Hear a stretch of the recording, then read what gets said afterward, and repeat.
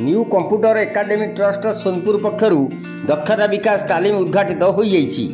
सोनपुर जिलार शिक्षा विकास निमंते बुधवार दिन दक्षता विकास माध्यम निजुक्तिर पर्याप्त सुजोग सृष्टि हो पार से निमंते वैषयिक ज्ञान कौशल शिक्षाविद माने सोनपुर बौद्ध जिलार विकास सहित राज्य और देशर अर्थनैतिक प्रगति में सहायक हो पार से निमंते नूतन कंप्यूटर एकाडेमी उद्घाटित होती।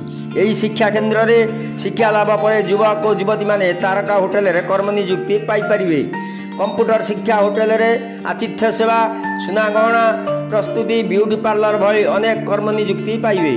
यही उद्घाटन उत्सव में मुख्य अतिथि रूपे बयानिका सभापति प्रकाश मेहर, सोनपुर पौर संस्थार पूर्वतन अध्यक्ष प्रकाश साहू, अध्यापिका सरस्वती दास, दक्षता विकास अधिकारिणी सुश्री शर्मा, ट्रस्ट प्रतिष्ठाता कुमार महांती, प्रिया महांती, निरंजन होता, प्रकाश मेहर माता पद्मावती मेहर, विजय बरा प्रमुख जोग देते। सुधांशु शेखर दास को रिपोर्ट दिल्ली ठारू पल्ली।